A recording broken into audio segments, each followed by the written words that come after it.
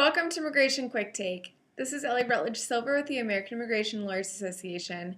As we near the end of the 114th Congress, AILA Senior Associate Director of Advocacy Bob Sakaniwa shares what to expect before the end of the congressional session. Bob, thanks for joining me. What is Congress's schedule for the rest of the year? Well, as we all know, we are in the lame duck session of the 114th Congress.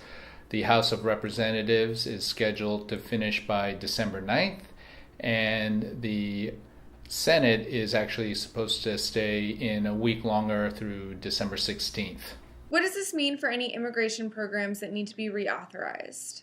As we all know, in this current lame duck session, the most important piece of legislation for Congress to pass is a measure to keep the government running past December 9th. That measure, rather than an omnibus this time, will be a continuing resolution. A continuing resolution simply maintains current funding levels for all government programs and allows them to continue through a given time period, usually a couple months. The current expectation is that the CR will last through March 31st. In this CR effort, we do expect and understand that there will be a few important immigration programs included, which are the Conrad 30 extension, the Religious Worker extension, and EB-5 extension.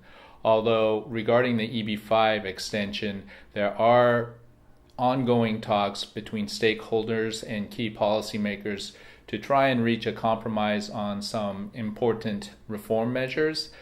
However, given the short time frame left before this continuing resolution has to be completed, it seems unlikely that they will be able to agree on all the reforms currently being discussed. Therefore, EB-5 as well will likely be a straight reauthorization through the duration of the CR, which again is probably through March 31st. One other important item for the continuing resolution that we would like to push at this point is an effort to include within the CR the returning worker exemption for the H-2B visa program. This is an important exemption that would allow some cap breathing room as the first half of the the H-2B allotment nears its cap level. This returning worker provision was included in the FY16 budget omnibus proposal. However, currently it is lapsed. If we can have enough calls put in to our members of Congress to contact their leaders and encourage inclusion of this, there is a possibility that it would be included in the continuing resolution. In order to make those calls, we have placed on our AILA.org /take action page a script that you can use to make those calls and push that effort. So I encourage everyone who is following and practices in the H-2B space to take a look at that take action alert and please make those calls. Again, I think in the CR effort, including extraneous provisions is always difficult, but this is certainly one worth pushing for. What should we expect from the 115th Congress? The next Congress, that is a very good question. The 115th Congress is already talking about some major legislative efforts. Included among those are repealing Obamacare, but now not just repealing, but also replacing. So that in and of itself sounds like a very major legislative effort and one that there has been much attention given to. In addition, tax code reform and infrastructure spending efforts are also being discussed.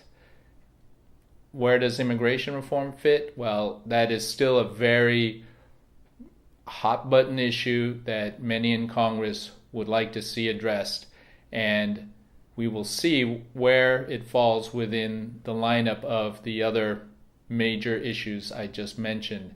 I think it's at this point very difficult to predict whether Congress will want to tackle those other measures first and then come to an immigration reform debate, or possibly bump up the immigration reform debate on Capitol Hill a little further up the ladder. At this point, we are certainly preparing and being very vigilant regarding any signals we get from Capitol Hill regarding their legislative agenda for the 115th Congress. Thanks, Bob, for joining me. For the rest of you, please stay tuned for more updates from the American Immigration Lawyers Association.